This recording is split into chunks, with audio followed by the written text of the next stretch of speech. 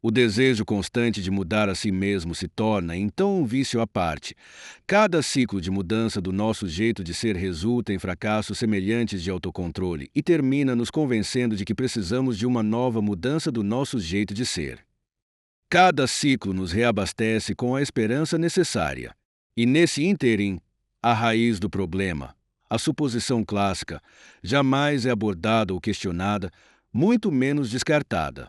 Nos últimos séculos, toda uma indústria brotou, feito espinhas na puberdade, em torno dessa ideia de mudar nosso jeito de ser.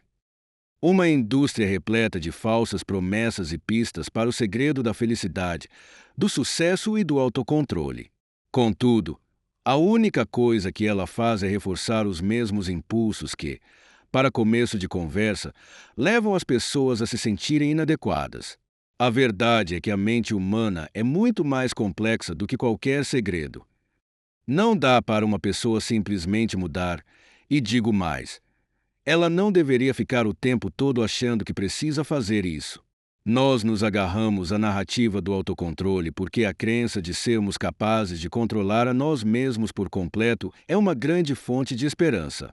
Queremos acreditar que mudar quem somos é tão simples quanto saber o que mudar. Queremos acreditar que a capacidade de fazer algo é tão simples quanto tomar essa decisão. Basta apenas ter força de vontade suficiente. Queremos acreditar que somos mestres de nosso próprio destino, capazes de fazer qualquer coisa que sonharmos. Isso foi o que tornou a descoberta de Damásio com Hélio tão importante. Ela mostrou como a suposição clássica estava errada. Se estivesse correta, se a vida fosse tão simples quanto aprender a controlar as emoções e tomar decisões com base na razão, era para Hélio ter sido um cara imbatível, incansavelmente aplicado e um tomador de decisões implacável. Da mesma forma, se a suposição clássica estivesse correta, as lobotomias estariam em voga até hoje. Economizaríamos para fazer essa cirurgia como se economiza para colocar silicone. Mas lobotomias não funcionam, e a vida de Elliot foi destruída. Precisamos de mais do que força de vontade para obter autocontrole. No fim das contas, nossas emoções são fundamentais em nosso processo de tomada de decisão. Só que nem sempre nos damos conta disso. Temos dois cérebros, e eles se comunicam muito mal entre si. Faça de conta que a sua mente é um carro. Vamos chamá-lo de carro da consciência.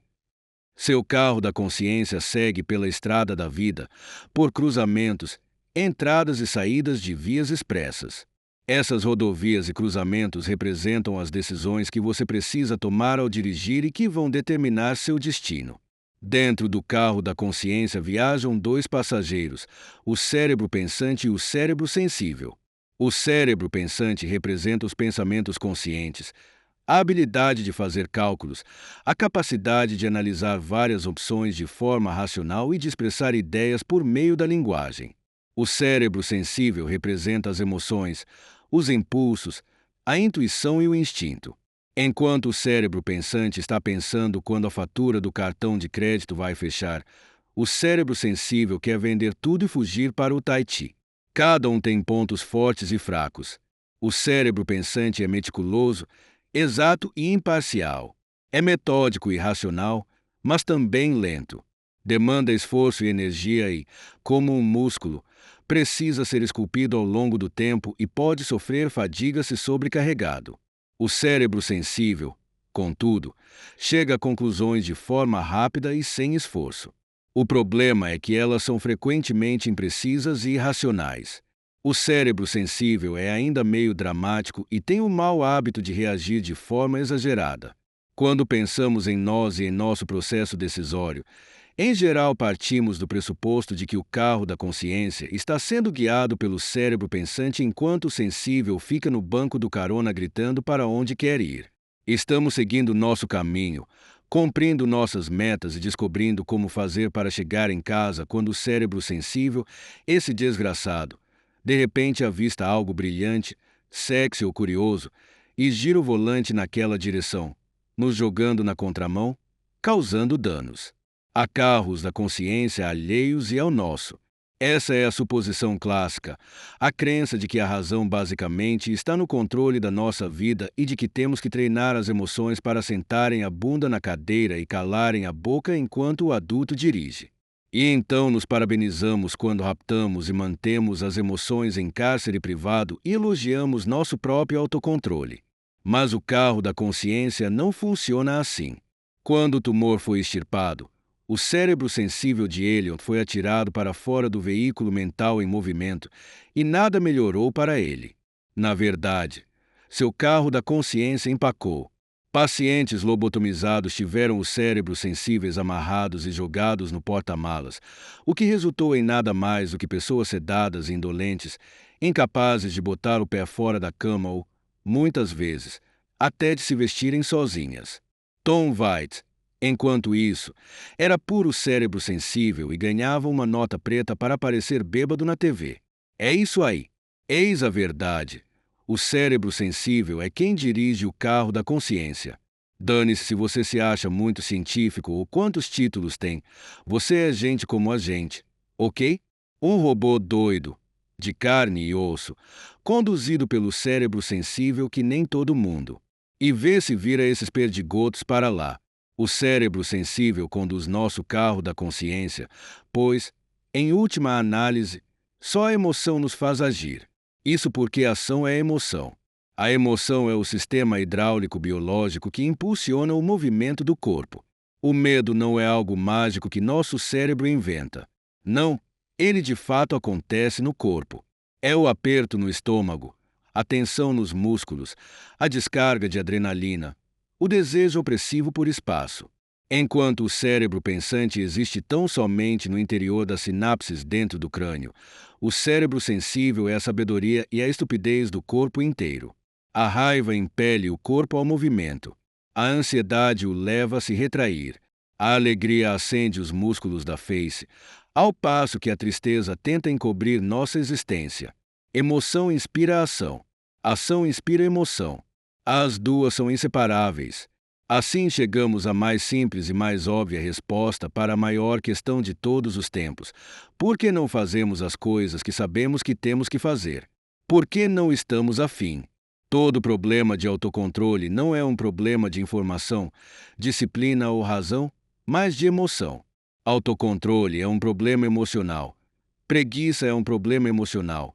Procrastinação é um problema emocional. Baixo rendimento é um problema emocional. Impulsividade é um problema emocional. K-Droga. Porque é muito mais difícil lidar com problemas emocionais do que com problemas lógicos. Há equações que ajudam você a calcular as contas do mês ou a prestação do carro. Mas não há fórmula que ajude a terminar um relacionamento. Por exemplo, como você já deve ter deduzido a esta altura, a compreensão intelectual do que fazer para mudar de comportamento não muda o comportamento. Vai por mim.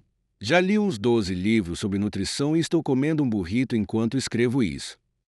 A gente sabe que deveria parar de fumar ou de ingerir açúcar ou de falar mal dos amigos pelas costas, mas continua fazendo. E não é por falta de noção, é por falta de vontade.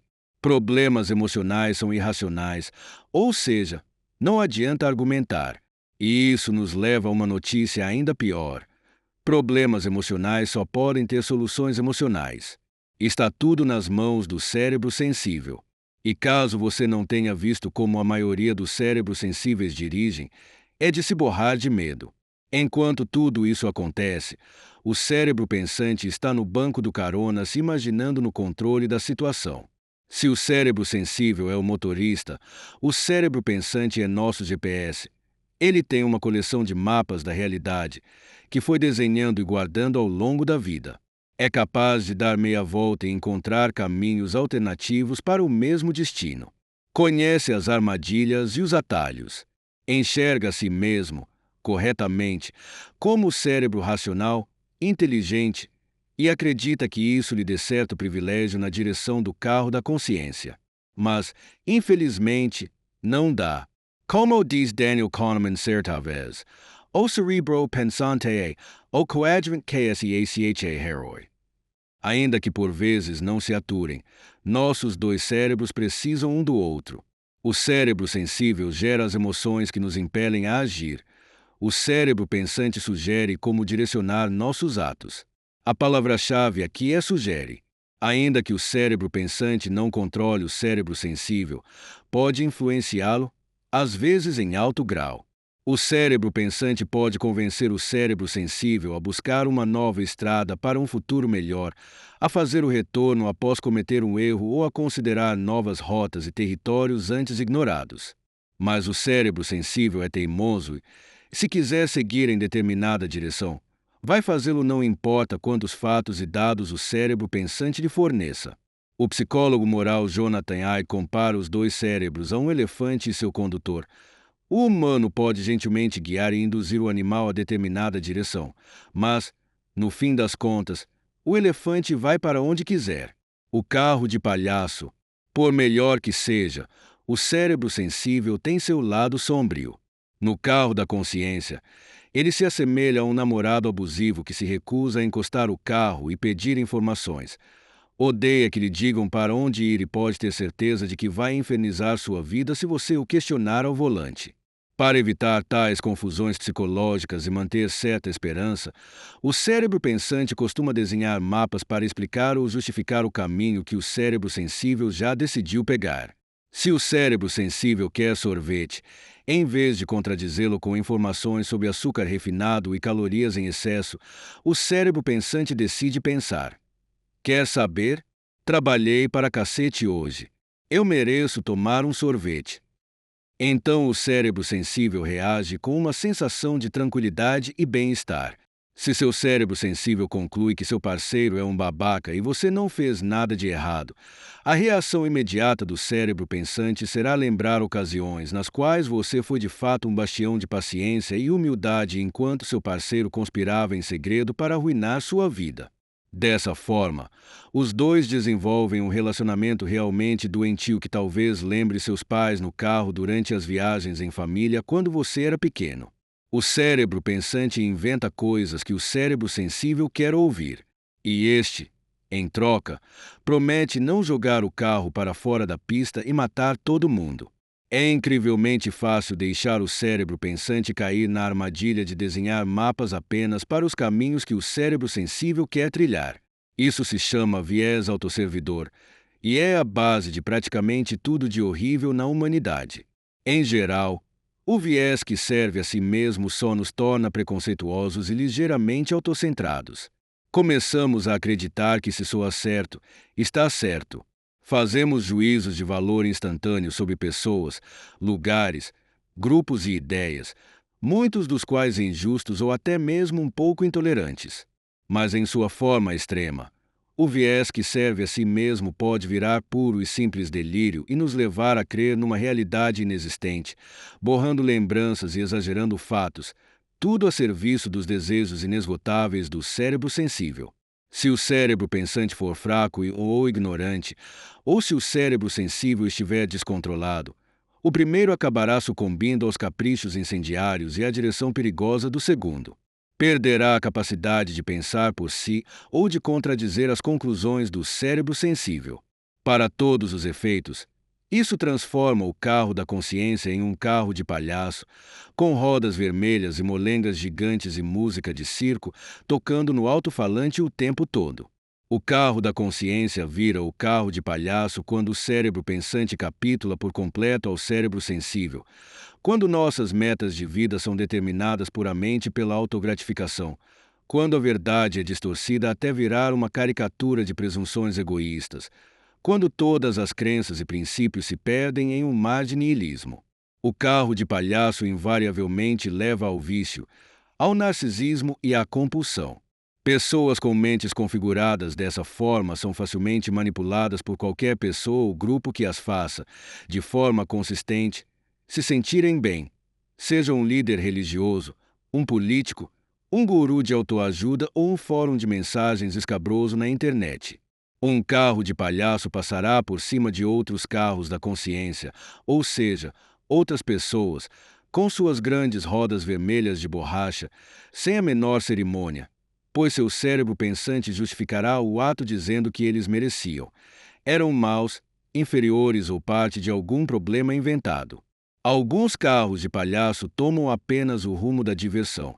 Só querem saber de beber, trepar e cair na farra. Já os que buscam poder são os mais perigosos, pois seus cérebros pensantes arregaçam as mangas para justificar comportamentos abusivos e dominadores por meio de teorias com verniz intelectual sobre economia, política, etnia, genética, gênero, biologia, história e por aí vai. Um carro de palhaço por vezes também buscará o ódio, que oferece uma dose bizarra de satisfação e autoconfiança. Mentes assim tendem a desenvolver uma raiva cheia de razão, asseguradas de sua superioridade moral por alvos externos. Isso inevitavelmente leva à destruição de outros, pois é só através da destruição e da dominação do mundo externo que seus inesgotáveis impulsos internos podem ser satisfeitos. Quando uma pessoa entra no carro de palhaço, é difícil tirá-la de lá. O cérebro pensante já apanhou e sofreu tanto na mão do cérebro sensível que acaba desenvolvendo uma espécie de síndrome de Estocolmo. É incapaz de imaginar uma vida com outro propósito que não agradá-lo e justificá-lo. A ideia de contradizê-lo ou de questionar seus caminhos é insondável, e ele se ressente de quem sugira algo parecido. No carro de palhaço, não existe pensamento independente nem habilidade de medir contradições ou modificar crenças ou opiniões. De certa forma, a pessoa com uma mente de carro de palhaço deixa de ter qualquer identidade individual. É por isso que líderes de culto sempre encorajam as pessoas logo de cara a desligar o máximo possível dos cérebros pensantes. Isso de início soa profundo, pois o cérebro pensante vive corrigindo o cérebro sensível, apontando os caminhos errados que já pegaram. Portanto, silenciar o cérebro pensante proporcionará uma ótima sensação a curto prazo. E as pessoas sempre confundem sensações boas com algo que seja de fato bom. Este metafórico carro de palhaço foi o que inspirou filósofos da antiguidade a alertar contra a complacência excessiva e a adoração dos sentimentos. Foi o medo do carro de palhaço que inspirou gregos e romanos a pregar as virtudes e, posteriormente, levou a Igreja Católica a vender a mensagem de abstinência e abnegação. Tanto os filósofos clássicos quanto a Igreja haviam sido testemunhas da destruição provocada por narcisistas e megalomaníacos no poder, e ambos acreditavam só haver uma maneira de administrar o cérebro sensível, privando-o, dando-lhe o mínimo de oxigênio possível, impedindo assim que ele explodisse e destruísse o mundo ao redor. Essa ideia gestou a suposição clássica. A única forma de ser uma pessoa boa é através do domínio do cérebro pensante sobre o cérebro sensível, do triunfo da razão sobre a emoção, do dever sobre o desejo. Na maior parte da história da humanidade, as pessoas foram brutais, supersticiosas e ignorantes. Gente na Idade Média torturava gatos por esporte e levava os filhos à praça da cidade para assistir à mutilação dos testículos do ladrãozinho das redondezas. Eram todos uns babacas, sádicos e impulsivos. Durante a maior parte da história, o mundo não foi um lugar agradável de se viver, e isso em grande parte porque os cérebros sensíveis estavam desenfreados. Muitas vezes foi apenas a suposição clássica que separou a civilização da total anarquia. Então, nos últimos 200 anos mais ou menos, algo aconteceu. As pessoas construíram trens, carros, inventaram aquecimento central, essas coisas. A prosperidade econômica deixou para trás os impulsos humanos. As pessoas já não ficavam com tanto medo de não ter o que comer ou de serem mortas por insultar o rei. A vida se tornou mais confortável e fácil. As pessoas passaram a ter tempo de sobra para se sentar, pensar e refletir sobre todo tipo de porcaria existencial que nunca haviam considerado. O resultado foi a eclosão de vários movimentos de defesa do cérebro sensível ao fim do século XX. E, de fato, a libertação do cérebro sensível da opressão do cérebro pensante foi incrivelmente terapêutica para milhões de pessoas e continua a ser. O problema é que as pessoas começaram a ir para o extremo oposto. Se antes reconheciam e honravam os próprios sentimentos, passaram, mais tarde, a acreditar que esses sentimentos eram a única coisa que importava. Sobretudo a classe média branca das grandes cidades criada sob a égide da suposição clássica, que cresceu infeliz até entrar em contato com seus cérebros sensíveis bem mais tarde na vida. Como essas pessoas nunca haviam enfrentado problemas de verdade, a não ser por se sentirem mal, passaram a acreditar erroneamente que só os sentimentos importavam e os inconvenientes mapas do cérebro pensante serviam apenas para dispersar sua atenção de tais sentimentos. Muitas chamavam esse desligamento dos cérebros pensantes em favor dos cérebros sensíveis de desenvolvimento espiritual, convencendo-se de que serem estúpidas e alienadas as tornava mais esclarecidas, quando, na verdade, só estavam satisfazendo o velho cérebro sensível. Era o clássico carro de palhaço com uma nova carcaça espiritualizada a ponto de entregar-se excessivamente às emoções leva a uma crise de esperança, mas reprimi-las também. Quem nega seu cérebro sensível torna-se insensível ao mundo ao redor. Ao rejeitar as próprias emoções, a pessoa rejeita fazer juízos de valor, ou seja, a capacidade de avaliar que uma coisa é melhor que outra. Como resultado, torna-se indiferente à vida e aos resultados de suas decisões. Tem dificuldades para se envolver com os demais. Seus relacionamentos são prejudicados. E sua indiferença crônica acaba por acarretar na visita desagradável da verdade desconfortável. Afinal, se nada tem importância de mais ou de menos, não há razão para fazer qualquer coisa. E, se não há razão para fazer qualquer coisa, então para que viver? Enquanto isso, quem nega seu cérebro pensante torna-se impulsivo e egoísta, distorce a realidade para que caiba em seus caprichos e fantasias, que jamais são saciados. Sua crise de esperança deriva do fato de que, não importa o quanto coma, beba, domine ou trepe, nunca será o suficiente, nunca vai fazer tanta diferença, nunca vai ter tanto sentido. A pessoa estará presa a uma esteira perpétua de desespero, sempre correndo sem jamais sair do lugar. E se parar em algum momento, a verdade desconfortável a alcançará de imediato. Eu sei, estou sendo dramático de novo, mas preciso ser cérebro pensante. Caso contrário, o cérebro sensível vai se entediar e fechar este livro. Aliás, já se perguntou por que você não consegue largar um livro muito bom? Não é você quem não consegue, seu idiota. É o cérebro sensível. É a expectativa e o suspense, a alegria da descoberta e a satisfação da resolução. A boa escrita é aquela capaz de falar aos dois cérebros e estimulá-los ao mesmo tempo. E este é justamente o problema. Como falar a ambos os cérebros, integrá-los num todo unificado, cooperativo, coordenado? Por quê?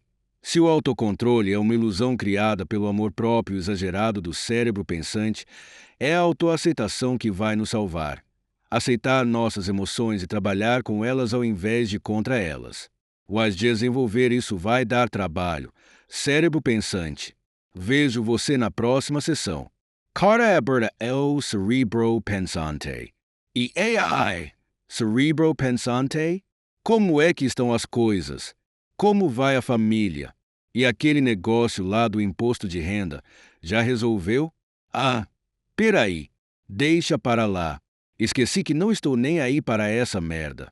Olha só, sei que o cérebro sensível está complicando sua vida. Talvez seja um relacionamento importante. Talvez esteja levando você a fazer ligações constrangedoras às 3 da manhã. Talvez esteja se medicando com substâncias que muito provavelmente não deveriam ser ingeridas. Sei que você gostaria de controlar um ou outro aspecto seu, mas não consegue. Imagino que às vezes este problema faça você perder a esperança. Mas escuta aqui, cérebro pensante, tudo isso que você odeia tanto no cérebro sensível, os desejos, os impulsos, as péssimas decisões. Você precisa dar um jeito de desenvolver empatia em relação a isso tudo. Porque esse é o único idioma que o cérebro sensível entende de verdade, empatia. Ele é uma criatura sensível, afinal, é composto dessa porcaria que você chama de sentimentos. Eu sei. Eu também gostaria que não fosse assim. Gostaria que bastasse mostrar uma planilha para que ele entendesse como a gente entende, sabe? Mas não basta. Em vez de bombardear o cérebro sensível com fatos e bom senso, pergunte como ele está se sentindo. Fale alguma coisa do tipo: e aí, cérebro sensível, o que você acha de ir à academia hoje? Ou já pensou em mudar de carreira? Ou que tal vender tudo e se mudar para o Tahiti? O cérebro sensível não vai responder com palavras. Não, ele é agitado demais para isso. Vai responder com sentimentos. É, eu sei que é óbvio, mas você às vezes é meio tapado, cérebro pensante. Talvez o cérebro sensível reaja com certa preguiça ou ansiedade.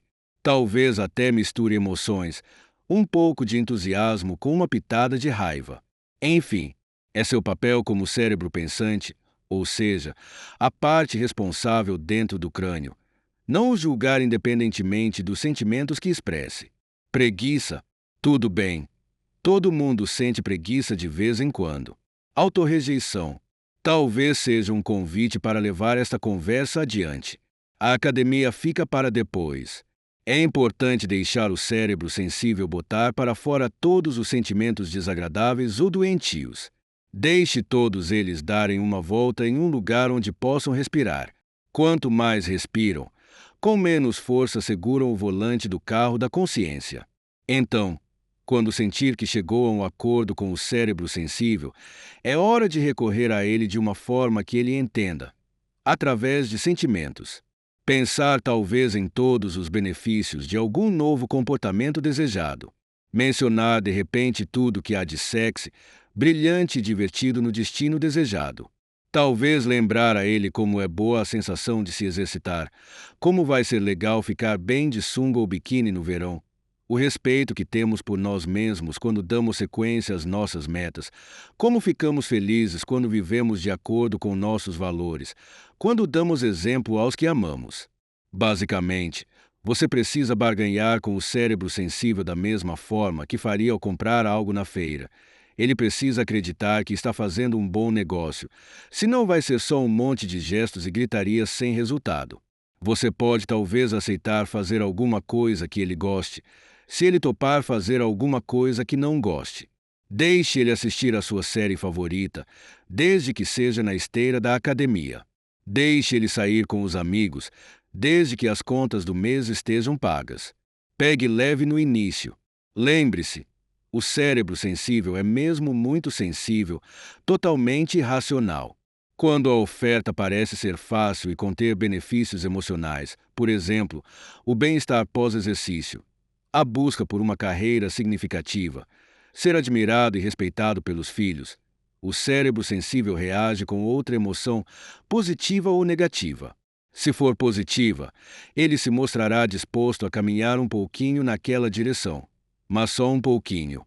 Lembre-se de que sentimentos nunca duram. Por isso é preciso começar aos poucos. Calce o tênis hoje, cérebro sensível, só isso. Vamos ver o que acontece. Se a reação dele for negativa, deixe registrado e ofereça outra concessão. Veja como ele reage. Ensegue repita. Seja como for, não brigue com o cérebro sensível porque isso só vai piorar as coisas. Para início de conversa, você não vai ganhar. Nunca. Ele está sempre no comando.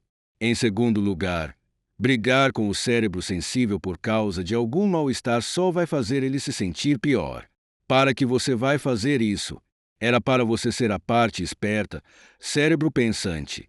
Essa conversa com o cérebro sensível vai continuar da mesma forma, esse mesmo bater-bola, dia sim, dia não, por dias, semanas ou até mesmo meses. Putz, anos.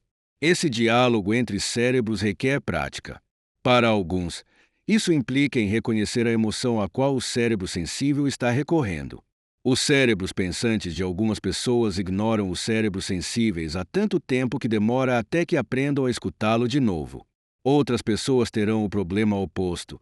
Treinar o cérebro pensante a falar mais alto, forçá-lo a propor um pensamento independente, uma nova direção, distinto dos sentimentos do cérebro sensível. Essas pessoas precisarão se perguntar: e se meu cérebro sensível estiver errado em se sentir assim?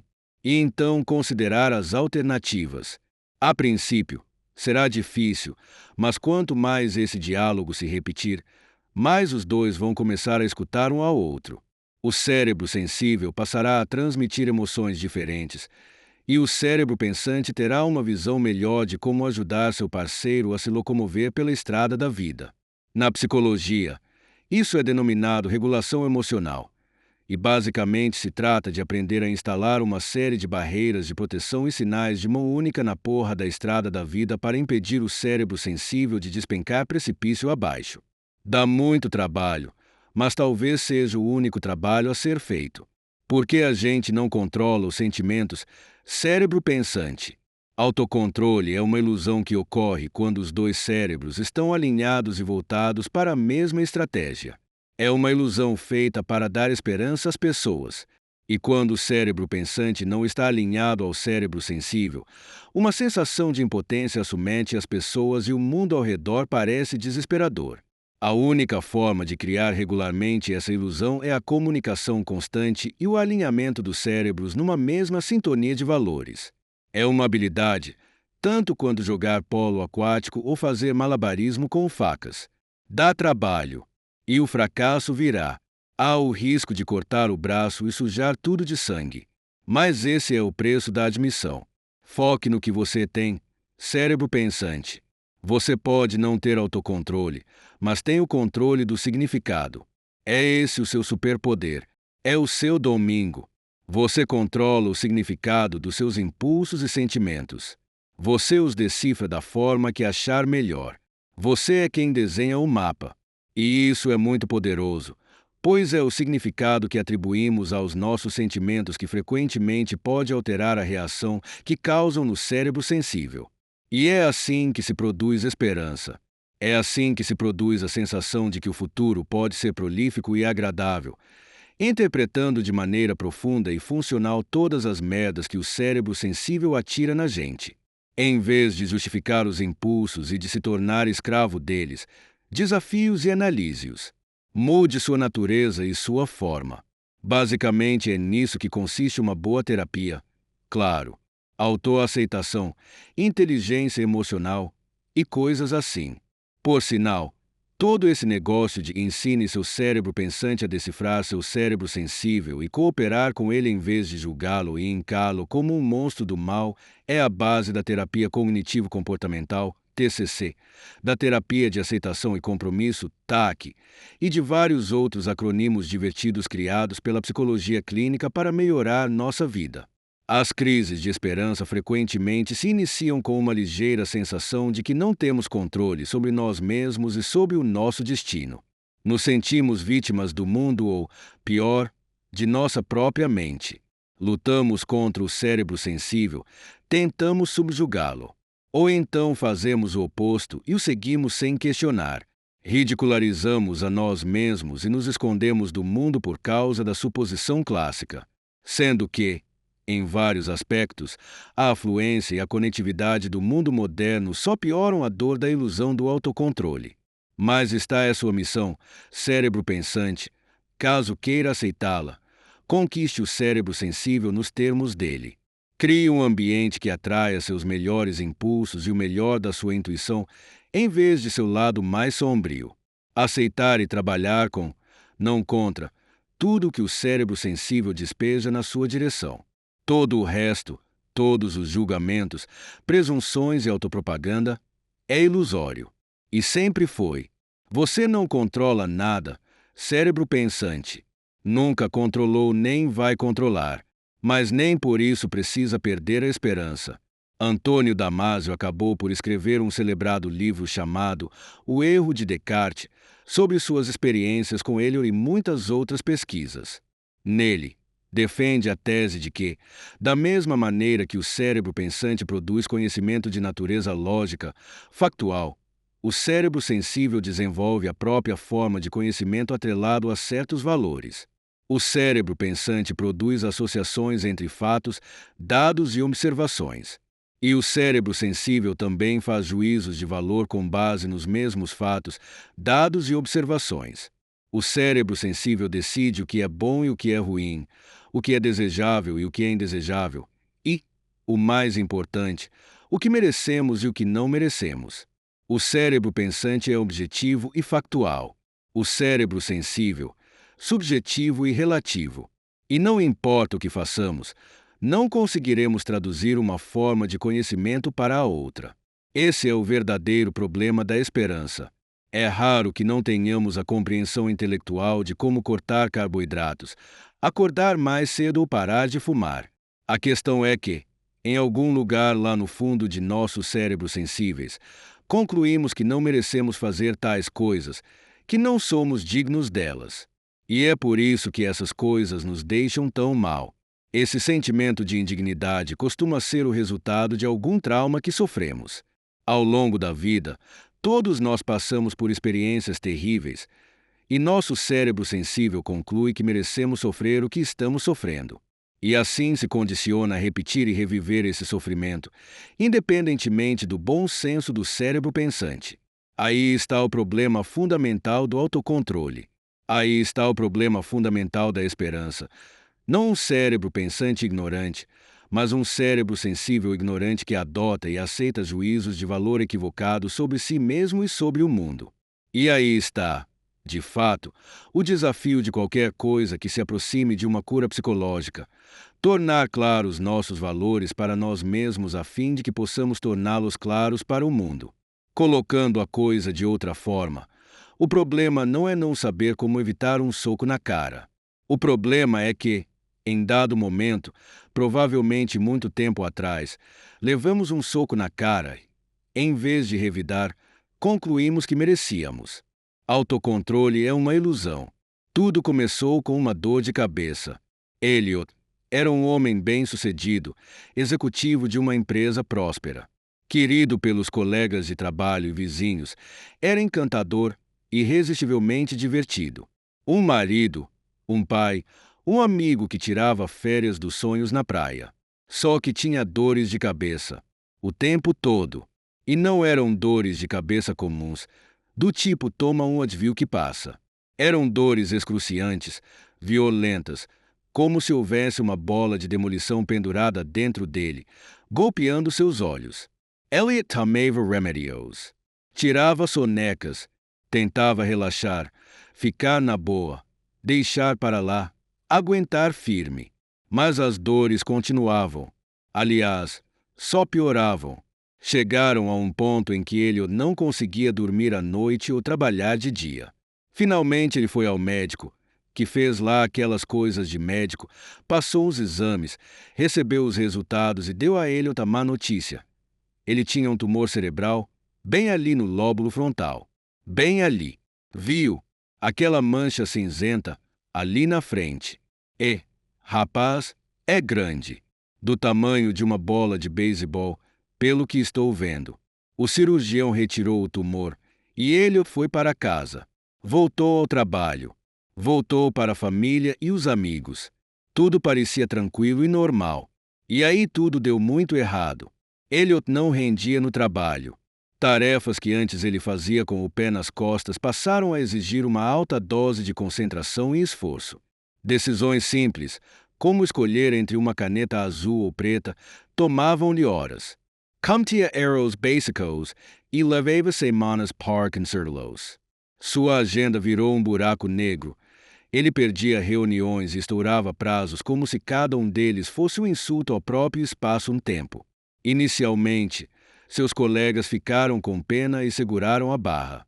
Afinal, um tumor do tamanho de uma pequena cesta de frutas tinha acabado de ser retirado da cabeça do sujeito. Mas logo a barra começou a ficar muito pesada, e as desculpas de Eliot muito descabidas. Você faltou a uma reunião de investidores para comprar um grampeador novo. Eliot, sério, o que você tem na cabeça?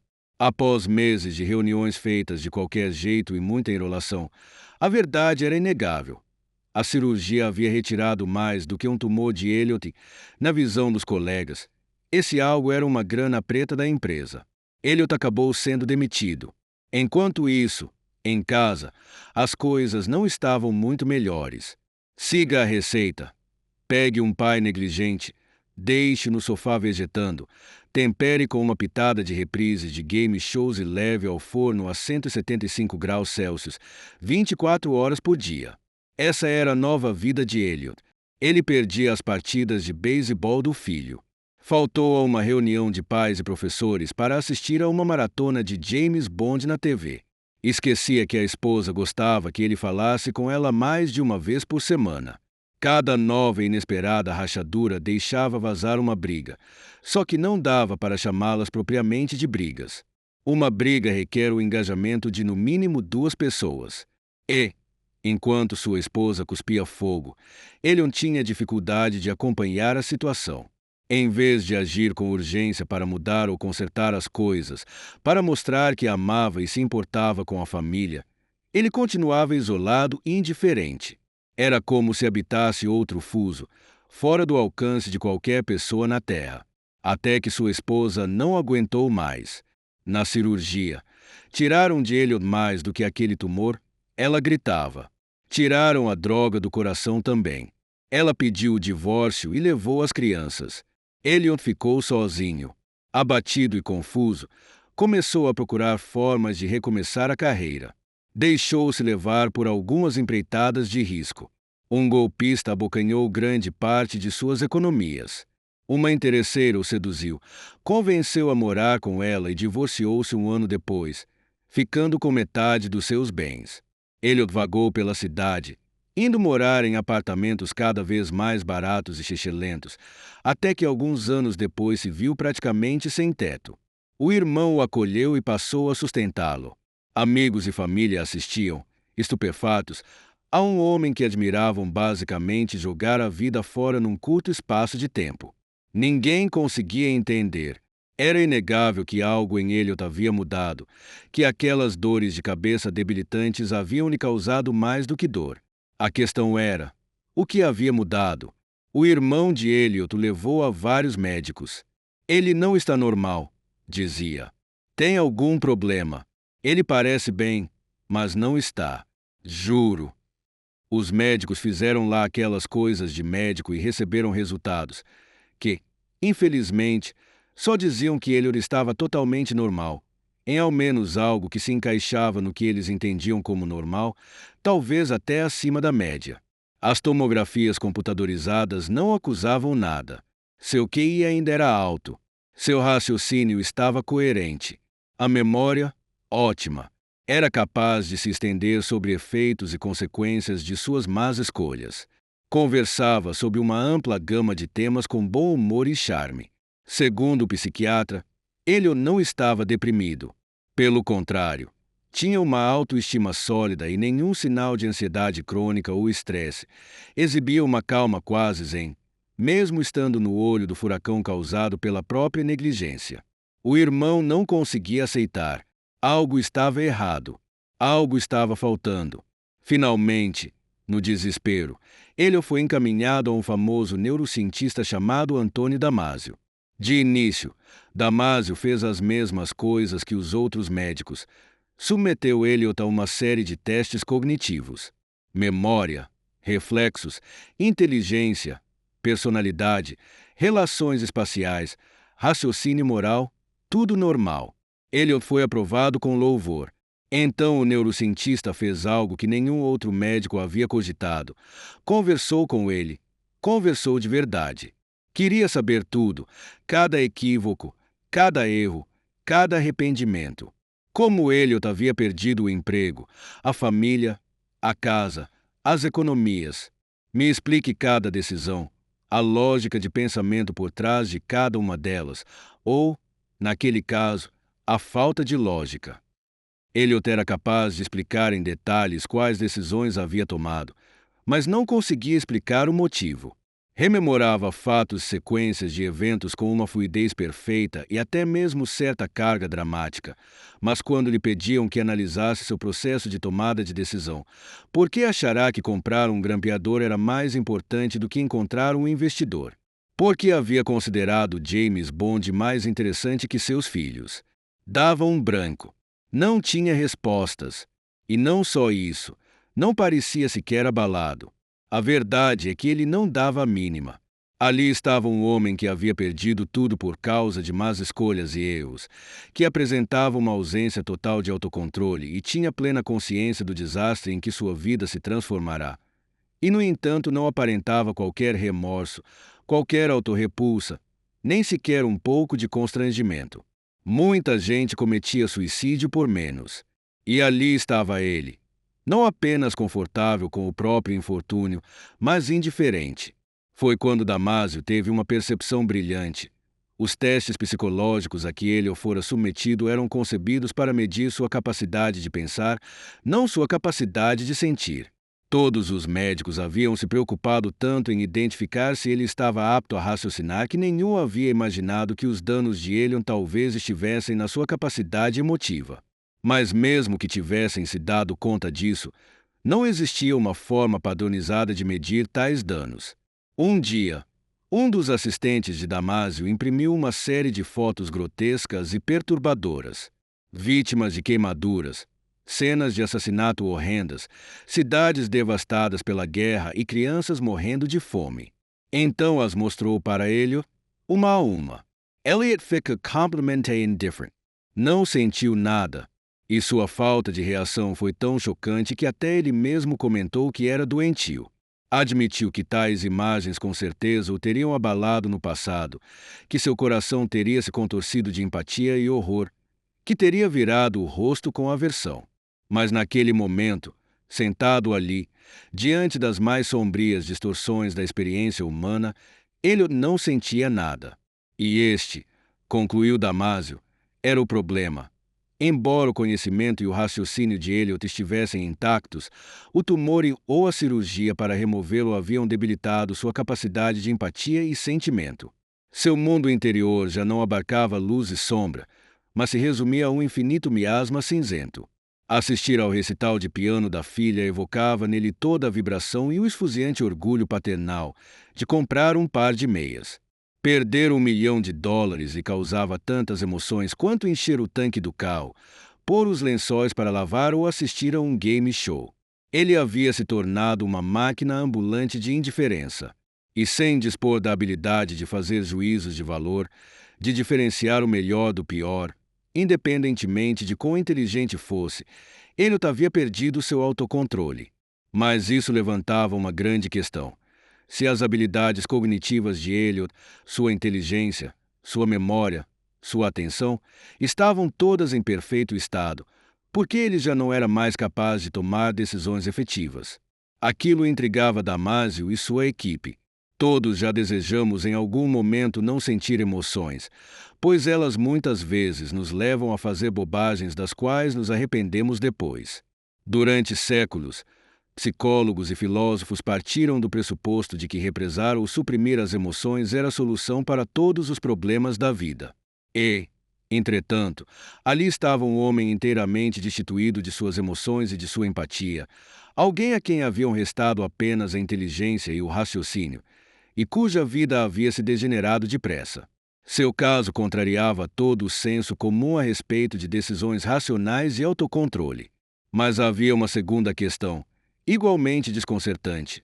Se ele tinha inteligência aguçada e conseguia resolver qualquer problema através da lógica, por que seu rendimento profissional despencara?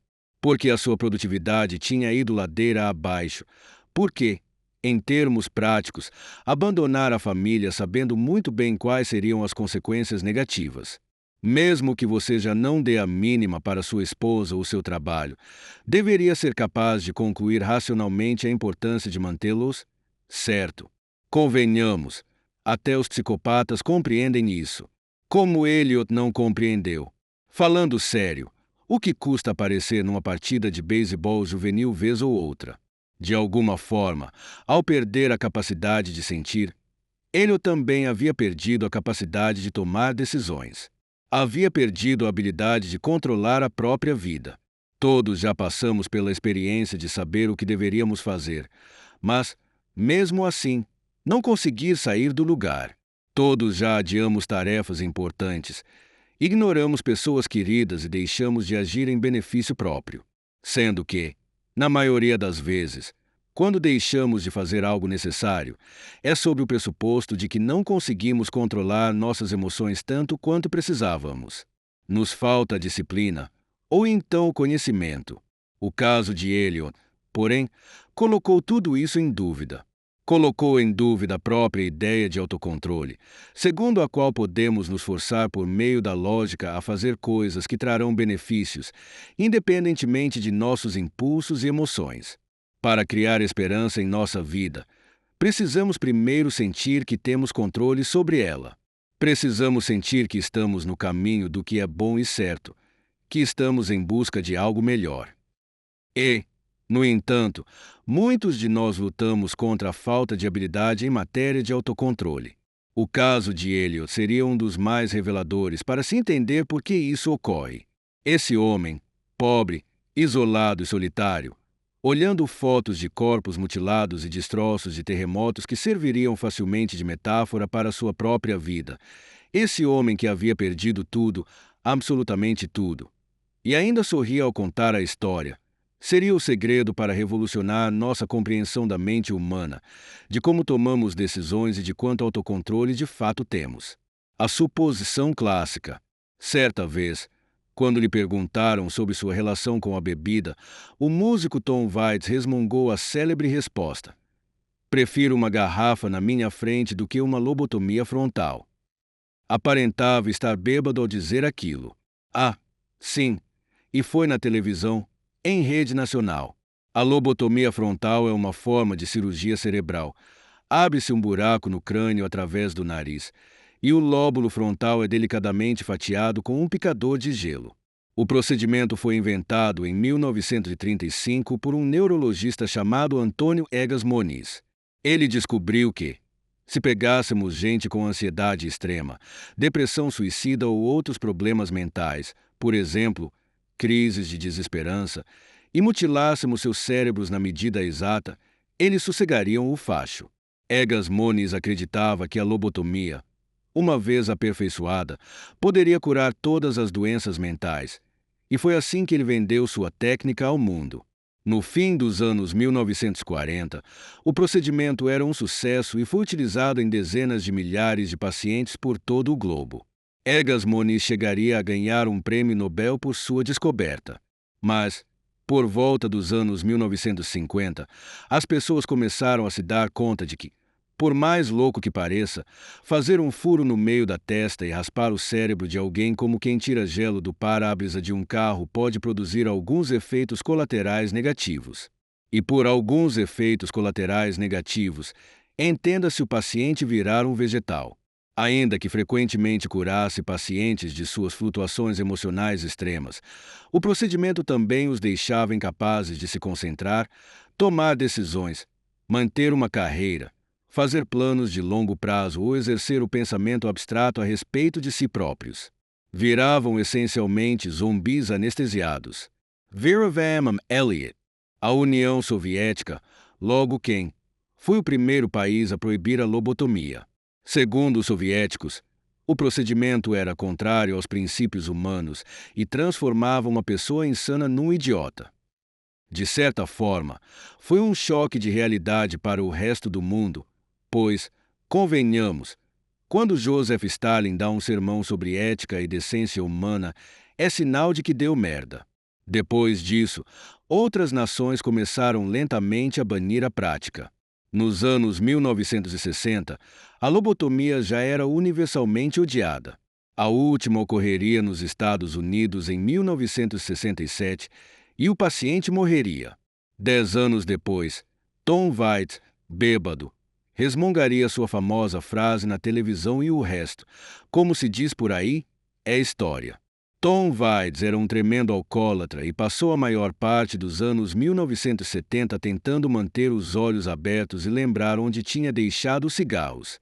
Ainda arrumou tempo para compor e gravar 7 álbuns brilhantes naquele período. Tão prolífico quanto profundo, ganhou prêmios e vendeu milhões de discos celebrados mundialmente. Era daqueles raros artistas dotados de uma percepção surpreendente sobre a condição humana. A piadinha de Waits sobre a lobotomia nos faz rir, mas traz uma sabedoria oculta. É melhor ter que lidar com a paixão pela garrafa do que não ter paixão nenhuma. É melhor encontrar esperança na sarjeta do que em lugar nenhum. É compreender que não somos nada sem nossos impulsos indisciplinados. Basicamente, sempre houve uma suposição tácita de que nossas emoções são a causa de todos os problemas e que nossa razão precisa chegar de supetão para organizar a bagunça. Essa linha de pensamento remete a Sócrates, que declarava ser a razão a raiz de toda virtude.